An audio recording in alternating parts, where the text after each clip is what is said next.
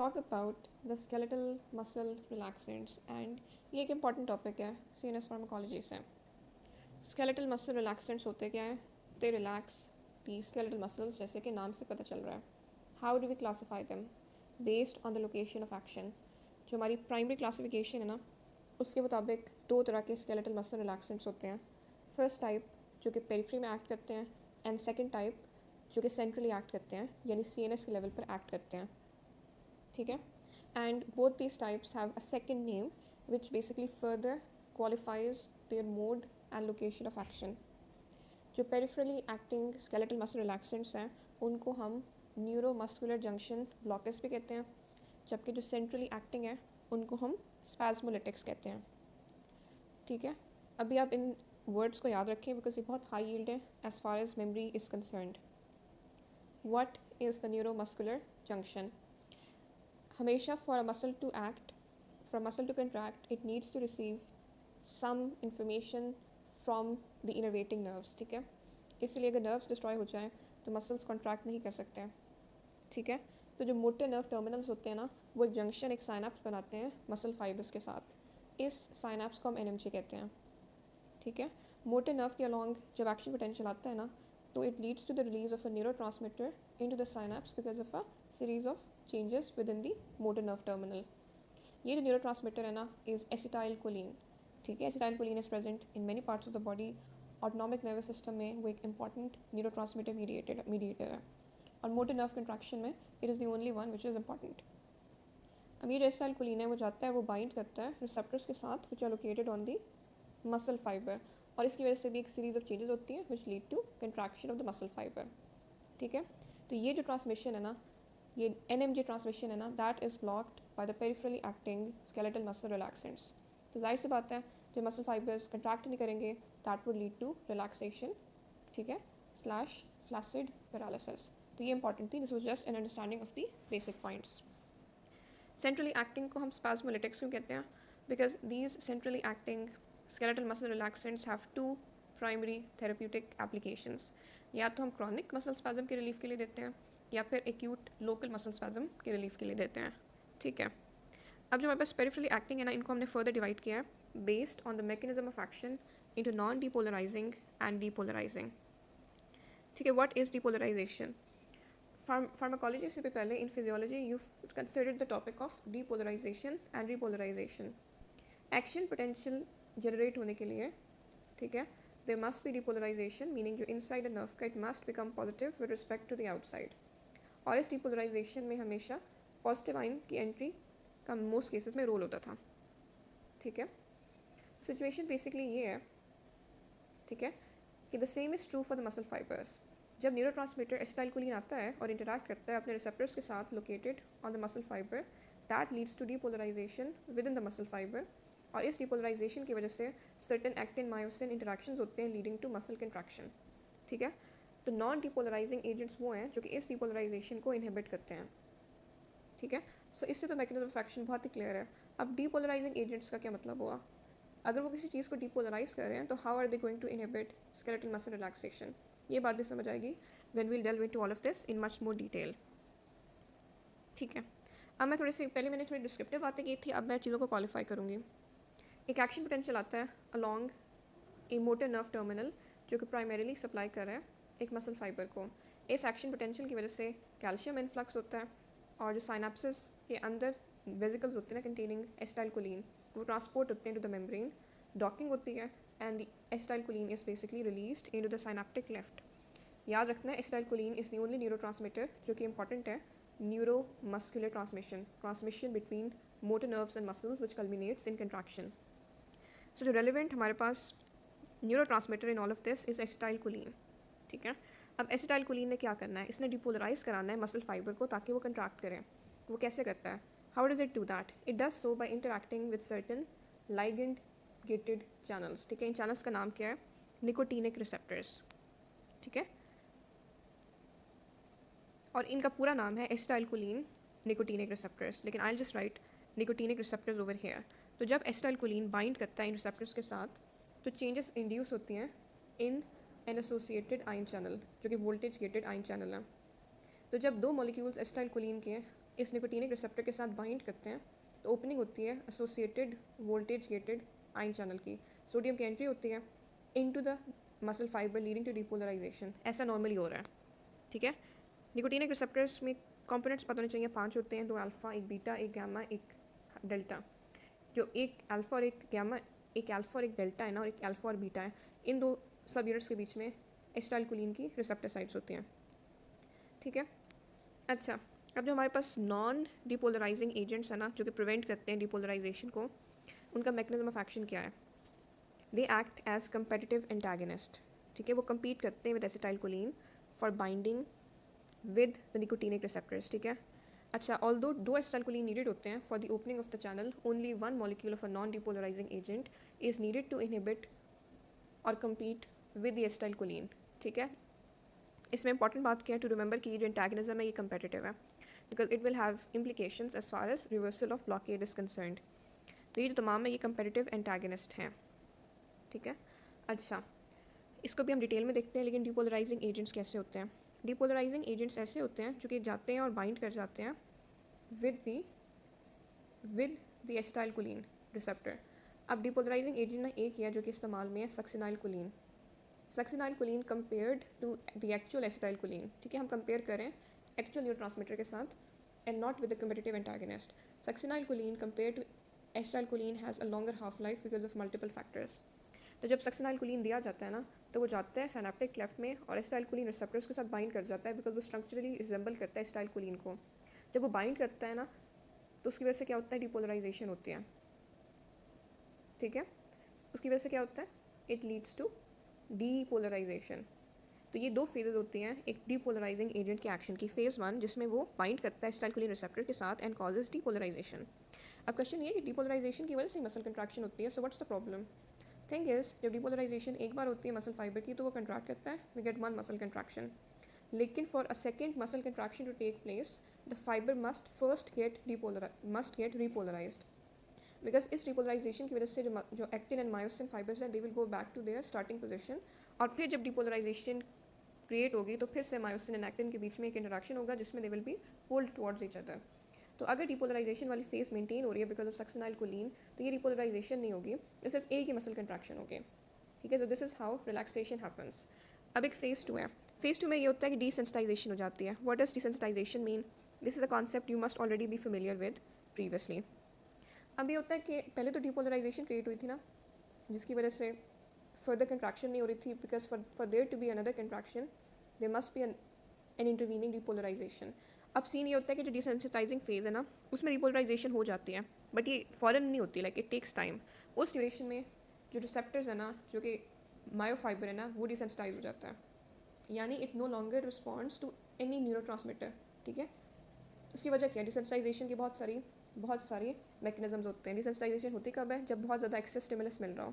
For example, अगर बहुत ज़्यादा न्यूरोट्रांसमीटर आ रहा है तो रिसेप्टर इन्वोल्यूट कर जाएंगे, ये रिसेप्टर के एंडोसाइटोसिस हो जाएगी, ताकि even though the neurotransmitter is still coming, उसके लिए कोई बाइंडिंग साइट नहीं है। So by a similar concept desensitisation हो जाएगी। सो इवन दो अब रिपोलराइजेशन हो गई है, still there won't be any muscle contraction because of the induced desensitisation. ये मैंने इसलिए डिटेल में एक्सप्लेन किया बिकॉज एमसीक्यूज में पूछ लेते हैं। अभी हमने एमओए को एक्सप्लेन कर लिया। जो नॉन डिपोलराइजिंग एजेंट्स हैं ना, उनके एमओए में कुछ एक्स्ट्रा पॉइंट्स हैं, उनको हम बाद में देखेंगे। अभी हम फर्दर क्लासिफिकेशन देखते हैं, क्योंकि जब हम नॉन डिपोलराइजिंग एजेंट्स हैं ना, उनको भी हम फर्दर क्लासीफाई करते हैं on the basis of biochemistry, ठीक है। 3 फर्दर क्लासेस बनती हैं। एक है हमारे पास आइसो क्विनोलीन डेरिवेटिव्स, ठीक है। And then we have the steroid derivatives, और ये थोड़ा डिफर करते हैं in terms of their pharmacokinetics. और अदर की कैटेगरी में we have a couple of drugs जो कि अभी क्लिनिकल ट्रायल्स में हैं। अब देखिए, जो आइसोक्विनोलिन डेरिवेटिव्स हैं उनके नाम ले लेते हैं। जो आइसोक्विनोलिन डेरिवेटिव्स हैं ना, उसमें we have the first one which was tubocurarine, ठीक है। Tubocurarine is among the isoquinoline derivatives. Atracurium, ये बहुत इंपॉर्टेंट है, and I spelled it really badly, atracurium. और इसी का एक similar compound cisatracurium which has certain advantages over atracurium, cisatracurium. इसके अलावा एक और इंपॉर्टेंट है मीवाक्यूरियम, ये नाम पता होने चाहिए, ठीक है, ये पूछे जा सकते हैं। स्टेरॉइड डेरिवेटिव्स में जो हमारे पास इंपॉर्टेंट है इंक्लूड, अब इसमें क्यूरियम था ना, इसमें we had curium, atracurium, we had cis curium, cisatracurium, then we had mivacurium, ठीक है। तो ये हमारे पास सफिक्स था in the case of the isoquinoline derivatives. अब जो स्टेरॉइड डेरिवेटिव्स है ना, उसके केस में वी हैव क्यूरोनियम, ठीक है। सो जो सफिक्स है वो चेंज हो गया and that would make it easy to recognise the agent. This is pancuronium by the way. Pan यानी जैसे कि कंप्लीट नहीं होता, पेनोफ्थेल्माइटिस, पेनोरामिक व्यू, ठीक है। Pancuronium, this is important. इसके अलावा we have rocuronium, rocuronium, suffix वही है, just you add ro at the start and then we have vecuronium. तो इतने नाम काफ़ी हैं, you don't really need to. इसमें वी हैव गेंटा, अब इसकी मुझे थोड़ी सी नाम में कन्फ्यूजन हो रही है, गेंटा क्यूरियम, ठीक है। इसकी थोड़ी प्रॉपर्टीज़ डिफरेंट है compare to the other ones we have considered so far. अब देखो जो नॉन डिपोलराइजिंग एजेंट्स की क्लासिफिकेशन है ना, वो हमने की है in terms of the biochemistry. तो मैकेनिज्म ऑफ एक्शन वही है कि ये क्या करते हैं, ये कंपेरेटिव एंटागनिस्ट के तौर पर एक्ट करते हैं एट द एसिटाइलकोलिन रिसेप्टर, ताकि वोल्टेज गेटेड चैनल की ओपनिंग ना हो, डिपोलराइजेशन ना हो। तो ये तो मेन मैकेनिज्म है। देखो कुछ तो हमारे पास निकोटीनिक रिसेप्टर्स है ना, जो मेजोरिटी पोस्ट साइनेप्टिक है on the motor, on the myofibre, on the muscle fibre, लेकिन कुछ प्री साइनेप्टिक निकोटीनिक रिसेप्टर्स भी होते हैं present on the very nerve fibre जो कि एसिटाइलकोलिन को रिलीज कर रही है। So some of the acetylcholine can act on the auto receptors located on the nerve fibre itself and this has a positive feedback role. यानी वो acetylcholine अपने ही यानी वो जो एसिटाइलकोलिन रिलीज हो रही है ना by the motor nerve fibre, वो अपने ही मोटर नर्व फाइबर के मेम्ब्रेन पर लोकेटेड रिसेप्टर्स पर एक्ट करेगी, जिसकी वजह से फर्दर रिलीज होगा एसिटाइलकोलिन का। तो ये जो प्री साइनेप्टिक रिसेप्टर्स है ना, उनका किस चीज़ में रोल है? This is an important MCQ. Positive feedback में रोल है, this is quite important, role in positive feedback.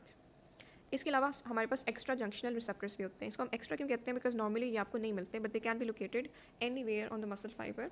इनका फीटल ओरिजिन है, अडल्ट में नहीं होता है, ठीक है, in any considerable amount.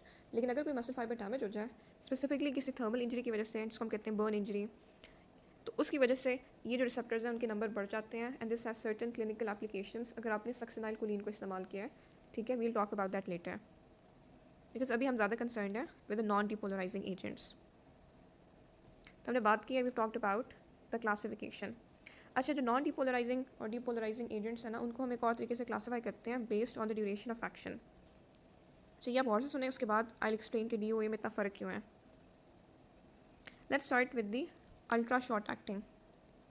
Ultra short acting में एक ही बहुत इंपॉर्टेंट है, सक्सिनाइलकोलिन, सक्सिनाइलकोलिन जो कि डिपोलराइजिंग एजेंट है। अब क्वेश्चन ये ना कि वाई इज दिस समथिंग जो कि इतनी अल्ट्रा शॉर्ट एक्टिंग है, we talk about that later. अच्छा, शॉर्ट एक्टिंग में वी हैव मीवा क्यूरियम, इसको भी डिटेल में बात करेंगे। मीवा क्यूरियम को हमने कहाँ पढ़ा था? When we were talking about the isoquinoline derivatives, ठीक है। I spell this wrong again. अच्छा, अब जो आइसोक्विनोलिन डेरिवेटिव्स में मीवा क्यूरियम है ना, तो वो शॉर्ट एक्टिंग है। फार्माकोकाइनेटिक्स डिस्कस करेंगे तो this will make a lot more sense, ठीक। अब हमारे पास है इंटरमीडिएट एक्टिंग। इंटरमीडिएट एक्टिंग में बहुत सारे आएंगे। इंटरमीडिएट एक्टिंग में एट्राक्यूरियम भी आएगा, सिस एट्राक्यूरियम भी आएगा, ठीक है। अभी जो सिस एट्राक्यूरियम और ये जो एट्राक्यूरियम है ना, ये दोनों तो आइसोक्विनोलिन डेरिवेटिव्स हैं, लेकिन ये इंटरमीडिएट एक्टिंग वाली क्लास में we will also have the rocuronium and we will also have the vecuronium, ठीक है। अब हमारे पास है लॉन्ग एक्टिंग। लॉन्ग एक्टिंग में जो इंपॉर्टेंट है वो है पैन क्यूरोनियम, ठीक है, पैन क्यूरोनियम। इसके अलावा एक दो और नाम पैन, ठीक है, पैन इज़ राउंड। एक होता है पाइप क्यूरोनियम, वो भी इसी क्लास में आता है, पाइप इज़ लॉन्ग। तो इससे दो हमने इंपॉर्टेंट एग्जाम्पल्स को याद कर लिया। We have pancuronium and we have pipecuronium. Tubocurarine भी टेक्निकली लॉन्ग एक्टिंग में ही शामिल होता है, so I write that down. So we have 3 shapes, ठीक है। देखिए, जो मोस्टली मेटाबॉलिज्म हो रही है ना इन ड्रग्स की, आइदर बाय द लिवर और बाय द किडनी। वो ड्रग्स जो कि प्राइमरीली लिवर मेटाबोलाइज कर रहा है tend to have shorter half lives compared to those जिनकी प्राइमरी मेटाबॉलिज्म किडनी में हो रही है। This is a point you need to remember, ठीक है। But there are certain variations. Mivacurium इतनी शॉर्ट एक्टिंग क्यों है? बिकॉज मीवा क्यूरियम एक कंजीनर है, आई am not sure how to pronounce that, of atracurium, और इसकी जो प्राइमरी मेटाबॉलिज्म है ना, this is a very important point. इसकी जो प्राइमरी मेटाबॉलिज्म है ना मीवा क्यूरियम की, is in the plasma. So this has a non organ dependent metabolism. एक इंपॉर्टेंट वर्ड है ये, MCQs में पूछा जाता है। इसकी नॉन ऑर्गन डिपेंडेंट मेटाबॉलिज्म है by hydrolysis and esterases in the plasma, जो कि मीवा क्यूरियम का ब्रेक डाउन करवाते हैं, which is why मीवा curium has a very short half life compared to the other drugs in this particular class. तो ये आपने याद रखना है. इसके अलावा जो एट्राक्यूरियम है ना, उसका भी मेटाबॉलिज्म थोड़ा अलग है. ये पार्शली लिवर में मेटाबोलाइज डेफिनेटली होती है, बट इसकी जो मेन और प्रीडोमिनेंट मेटाबॉलिज्म है ना, वो प्लाज्मा में होती है. ठीक है, and it happens by an interesting mechanism called Hofmann elimination. ये ज़रूर पूछते हैं एग्जाम्स में. ये जो हॉफमैन एलिमिनेशन है ना, इट इज़ नॉन एंजाइमेटिक. मीवाक्यूरियम की मेटाबॉलिज्म तो एंजाइमेटिक ही थी, नॉन ऑर्गन डिपेंडेंट थी, क्योंकि प्लाज्मा में हो रही थी, बट वो still carried out by various esterases and hydrolases. लेकिन जो एट्राक्यूरियम है ना, उसकी जो मेन और प्रीडोमिनेंट ब्रेकडाउन है ना, वो हॉफमैन एलिमिनेशन से होती है. ठीक है, किससे होती है? Via Hofmann elimination.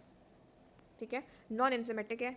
Non enzymatic होने का फ़ायदा क्या? बिकॉज अगर किसी बंदे को मे बी कोई प्रॉब्लम है विद द किडनी और विद द लिवर, कोई हेपाटिक डिजीज़ है, एंड देयरफॉर उसके पास एंजाइम्स नहीं है, उसकी लिवर फॉर एग्जांपल एंजाइम्स नहीं है to break down the drug, तो it's not a problem, because इसकी तो एलिमिनेशन वैसे भी प्राइमरीली नॉन एंजाइमेटिक है. ये एक स्पॉन्टेनियस हम कह सकते हैं रीअरेंजमेंट होती है. एट्राक्यूरियम हॉफमैन एलिमिनेशन इस लेकिन एट्राक्यूरियम से एक और इंपॉर्टेंट बात है. एट्राक्यूरियम का बेसिकली एक इंपॉर्टेंट बाई प्रोडक्ट है उसके ब्रेक डाउन का, known as laudanosine. Very important. देखो, हमने इनिशियली जब क्लासीफाई किया था ना ड्रग्स को, तो वी डिड सो इनटू दोस्त जो कि पेरिफेरली एक्टिंग है, जो कि न्यूरोमस्कुलर जंक्शन पर एक्ट करते हैं, एंड दोस्त जो कि सेंट्रली एक्टिंग है. अभी जो तमाम पेरिफेरली एक्टिंग ड्रग्स हैं ना, they have certain properties in common. They are generally composed of two acetylcholine units with an intervening aromatic ring, which is primarily a quaternary. Quaternary का क्या मतलब होता है? 4. अ क्वाटनरी नाइट्रोजन मॉलिक्यूल. अब इस quaternary nitrogen molecule की वजह से बहुत सारी चीज़ें होती हैं. फर्स्ट ऑफ ऑल, ये जो क्वाटनरी नाइट्रोजन मॉलिक्यूल है ना, which is most often an ammonia molecule, इसकी वजह से it is not able to cross the blood brain barrier. पहली बात कि वो ब्लड ब्रेन बैरियर को इस वजह से क्रॉस नहीं कर सकते पेरिफेरली एक्टिंग ड्रग्स. सेकेंडरीली वो इतने पोलर होते हैं कि आप इनको ओरली दे नहीं सकते, उनकी एब्जॉर्प्शन होएगी नहीं from the mucosa, so you always have to give them parenterally. Very important point. ठीक है, इधर इसकी क्या रेलेवेंस है, मैंने यहाँ पर क्यों मेंशन किया है? Because we've talked about the fact कि we have a major by product of atracurium metabolism known as laudanosine. अब जो लोडेनोसिन है ना, उसका स्ट्रक्चर डिफरेंट है from atracurium. It is not polar. This can cross the blood brain barrier. अब क्योंकि ये क्रॉस करता है ब्लड ब्रेन बैरियर को, तो वो एक्यूमुलेट कर सकता है in the brain leading to seizures. तो ये बहुत इंपॉर्टेंट है. ठीक है, तो अगर वो पूछें किससे एट्राक्यूरियम कि क्या बेनिफिट्स हैं या क्या प्रोज हैं ओवर एट्राक्यूरियम, वन पॉइंट ये है कि it is much less likely to cause seizures. एक तो पोटेंसी भी ज़्यादा है सिस एट्राक्यूरियम की, सीवियर पोटेंशियल भी कम है, और ये सिस एट्राक्यूरियम हिस्टामिन रिलीज भी नहीं कराता. दिस इज अगेन इंपॉर्टेंट, इसको हम डिस्कस करेंगे. तो हमने एक बहुत ही इंपॉर्टेंट किस्म की क्लासिफिकेशन देखी है, मीवाक्यूरियम, एट्राक्यूरियम. इसकी प्रोडक्ट एलिमिनेशन बहुत इंपॉर्टेंट थी. याद रखना है कि जो स्टेरॉइड डेरिवेटिव्स हैं ना, उनसे ऑफन टाइम्स एक्टिव मेटाबोलाइट्स बनते हैं, और जो स्टेरॉइड डेरिवेटिव्स हैं ना, compared to the other ones we have discussed, their metabolism is more liver dependent, and therefore they tend to have shorter half lives in general. And some of the byproducts of that metabolism are actually active, accounting for longer half lives. वरना तो इतना मसला नहीं होता, लेकिन अगर patient को for example ICU setting में है, तो तब ये मेटाबोलाइट्स जमा हो सकते हैं एंड कैन बी प्रॉब्लमेटिक. आगे लॉन्ग एक्टिंग के नाम इंपॉर्टेंट हैं: पैन क्यूरोनियम, पाइप क्यूरोनियम, ट्यूबोक्यूरिन. साइड इफेक्ट्स देखते हैं.